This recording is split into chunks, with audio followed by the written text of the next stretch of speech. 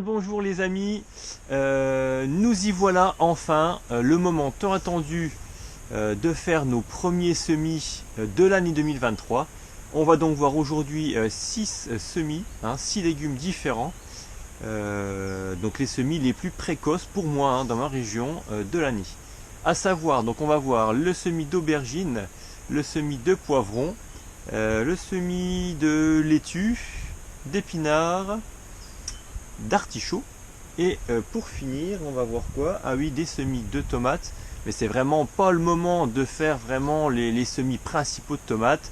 On va faire quelques plants et puis c'est ceux qui vont nous servir un peu de kamikaze au moment des gelées de printemps, On va essayer de les mettre en pleine terre, celle-ci dans la serre, là où on est en ce moment, avec un petit système de protection aux alentours de la mi-avril. En essayant, l'objectif étant de viser des tomates, on va dire, plus précoces. Puisqu'ici, quand je les sème aux alentours du 15 mars, là où je fais vraiment la grosse fournée, les tomates, je les ai difficilement avant le 15-20 juillet.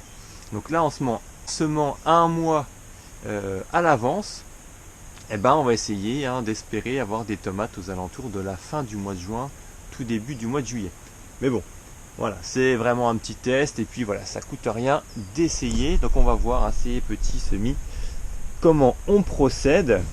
Alors pour la première étape, pour les semis d'artichaut, on va donc prendre des contenants qui font environ 5 cm, des plaques alvéolées mais d'environ 5 cm de côté.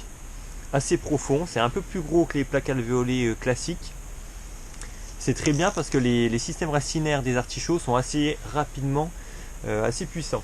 Donc là je prends ça, alors, on peut le faire dans des plaques alvéolées ou dans des godets, il n'y a pas de souci. Mais bon, moi je prends ce que j'ai sous la main, ce qui me paraît le plus adapté. Et là c'est pas mal du tout comme dimension.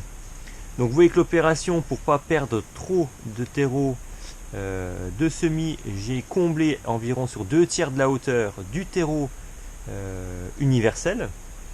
Vous savez aussi que le terreau de semis n'est franchement pas très riche en nourriture pour les plants, contrairement au terreau universel qui lui va être enrichi en engrais organique, naturel ou pas, suivant ce que vous prenez comme terreau universel. Donc moi je me dis qu'avec 2/3 de terreau universel en dessous, le plant aura directement de la nourriture. Et avec ce petit lit par-dessus de terreau de semis, vraiment un terreau bien fin, bien léger, là il va avoir toutes les conditions optimales pour son développement. Donc vous avez vu aussi l'opération, le terreau est un petit peu sec, donc, et même s'il était un peu humide, je ferai pareil, on tasse quand même un petit peu le terreau dans les alvéoles, dans les godets. Il ne faut pas qu'il y ait trop d'oxygène là-dedans, sinon les racines vont avoir du mal à s'implanter. Donc il faut vraiment que le terreau, sans le tasser comme un gros bourrin, il faut vraiment appuyer un petit peu pour que le terreau ait une certaine densité. Donc une fois cette opération réalisée, on va pouvoir déposer les graines d'artichaut. Donc je vais faire un petit mix entre ce qui me restait dans le sachet et puis des semences que j'ai récupérées cette année, voir si elles sont bonnes. Normalement il ne devrait pas y avoir de soucis, c'est vraiment des super graines que j'ai récupérées cette année. Et donc on va voir si elles sont encore si elles sont utilisables et puis si elles germent avec un bon taux de germination. Donc profondeur de la graine pour les artichauts environ 1 cm. Et puis voilà, c'est hyper simple. Il suffira après d'arroser copieusement. Alors comme le terreau de mes artichauts était vraiment sec, le terreau universel en dessous, je vais en plus de l'arrosage par-dessus, mettre un petit fond d'eau dans la barquette pour que l'arrosage se fasse par le dessous et par capillarité. Alors la germination de ces graines d'artichaut, elle peut être assez longue, ça peut prendre 15 jours parfois. Ça dépendra des conditions de température, mais voilà, c'est pas aussi rapide que des courges, que des concombres ou que des tomates. Ça prend beaucoup plus de temps pour ces graines d'artichaut. Concernant maintenant les tomates, les aubergines et les poivrons, la technique de semis est exactement la même, c'est-à-dire une plaque alvéolée, des alvéoles d'environ 4 cm, 4 par 4, avec du terreau, cette fois uniquement terreau de semis. Côté variété, donc pour les tomates, dans l'idée d'avoir des tomates le plus précocement possible, eh ben, on va déjà opter pour des variétés qui sont déjà précoces, c'est-à-dire que leur cycle de mise à fruit va être le plus court possible. Donc moi, la variété que j'ai en plus précoce sur de la tomate ronde, c'est la variété Niagus. Alors elle est vraiment excellente, hein, super bonne, assez brune, hein, vous l'avez vu la saison dernière, là je vous la remets à l'image. Donc la variété Niagus. Ensuite on a une petite tomate Brownberry, hein, qui est une tomate apéritive ou tomate cocktail. C'est ma meilleure variété, hein, sur les tomates cerises. Et puis là on va essayer aussi une variété, un sachet que j'ai retrouvé, que j'ai jamais testé. Et voyant la date à laquelle j'ai eu ces semences en 2020, hein, on va quand même tester ce miracle de Bulgarie. Donc voir, je sais même pas si les graines vont germer, hein, mais bon voilà, au pire on aura fait l'essai. Maintenant côté, donc voilà, variété de tomates, des variétés précoces, puisque l'idée c'est d'en avoir le plus tôt possible. Alors même si elles ne marchent pas, c'est pas grave, puisque ces mêmes variétés vont être relancées le 15 mars, là où, au moment où je vais faire moi toutes mes variétés de tomates pour la saison 2023. Maintenant au niveau des aubergines, on va avoir la variété Corno di Toro Giallo. Donc c'est un poivron avec une forme de corne, hein, corne de taureau. On a mon poivron Roberta, hein, c'était vraiment mon gros poivron de l'année 2022. Des gros poivrons carrés, c'est un hybride fin. Mais vraiment il est super productif. Il me restait des graines dans le sachet. Alors je vais évidemment les utiliser, hein, je ne vais pas les gâcher. Et puis enfin pour finir, j'ai mon petit poivron Ruben, qui est un poivron très sucré, mais à la fois un petit peu pimenté. D'ailleurs en taille, hein, il ressemble plutôt à un piment qu'à un poivron, puisque c'est un petit poivron, mais il est vraiment excellent. Je ne l'ai pas fait en 2022, donc je le refais cette année, de façon à avoir déjà ces petits poivrons qu'on adore, et en plus pour refaire de la semence à nouveau cette année. Donc celui-là, on le mettra de façon bien séparée des autres, pour pouvoir récupérer les semences et pas risquer de faire des hybridations. Alors toujours maintenant au niveau de la technique, hein, on a déposé les semences sur la plaque alvéolée, donc tout est en surface, tout est étiqueté.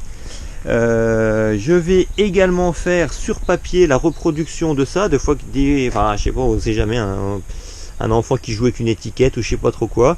De la même façon, on voit que là j'ai fait par exemple 2 lignes pour l'aubergine Sharapova. Et je sais pas, d'ici peut-être 3 semaines, j'aurais oublié que j'avais fait 2 lignes. Même chose pour le poivron Ruben, j'ai fait 2 lignes. Alors comme j'ai qu'une seule étiquette, hein, dans le doute, voilà, je vais préférer refaire à l'identique sur papier cette plaque. On enfonce bien sûr les graines d'environ 5 mm, qu'on va ensuite recouvrir avec un petit terreau de semis, hein, tout léger. Et puis on va arroser ça. Alors l'idéal, hein, ça va être de mettre ça à la température la plus élevée possible. Donc chez moi ce sera près du poêle, un bon 25 degrés, hein, ça va germer assez rapidement. Je pense qu'en une semaine on devrait voir les premières aubergines, les premiers poivrons sortir. Et les tomates ça ira encore plus vite, hein. Je pense qu'en 4-5 jours les premières tomates pointeront le bout de leur nez. Côté salade, on va donc semer nos laitues merveilles des 4 saisons. J'aurai également de la Batavia dorée de printemps qui va venir dans la foulée, hein, certainement dans la semaine. Donc là, sur cette variété là, on va la semer en barquette, petite barquette, hein, on va mettre je pense une 50aine de semences là-dedans. Même technique que pour les artichauts, à savoir environ 50% de la barquette avec du terreau universel. Pour la même raison que pour les artichauts, hein, de façon à fournir de la nourriture aux petites plantes. Et enfin, l'autre moitié sera remplie avec notre terreau de semis, hein, bien fin, idéal pour la levée des semences. Donc on utilise la petite cale de bois pour faire vraiment un petit lit de semences bien horizontal. On dépose nos graines. Alors, pas trop serré, pas trop dense, hein, on peut en mettre quand même pas mal, mais on va essayer de pas trop les serrer.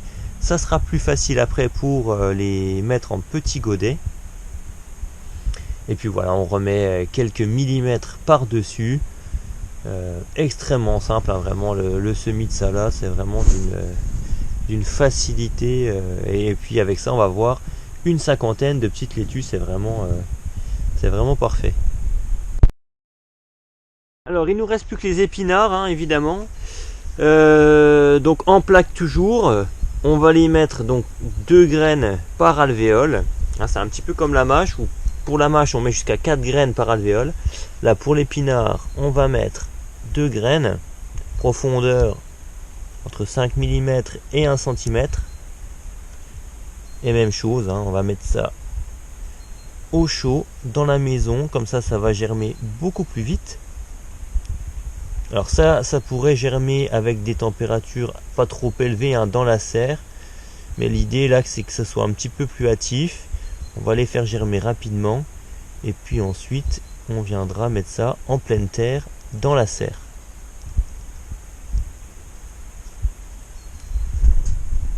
Et voilà les amis, nos premiers vrais semis de la saison 2023 viennent d'être faits.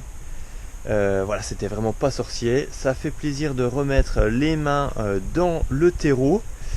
Tout prochainement, on va aussi réaliser les semis de céleri, hein, les céleri boules, céleri rave, et également les semis de poireaux. Mais là, je pense pas faire une vidéo sur ce sujet-là. J'en ai déjà fait quelques-unes.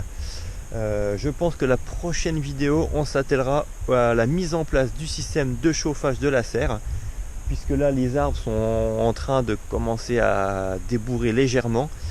On n'est pas trop loin du stade bouton rose des pêches et des nectarines, et donc pour pas se faire surprendre, on va mettre ça en place tranquillement, on va anticiper, et comme ça pourra vous aider également chez vous à mettre en place ce petit système facile, économique, mais on voit ça dans une prochaine vidéo.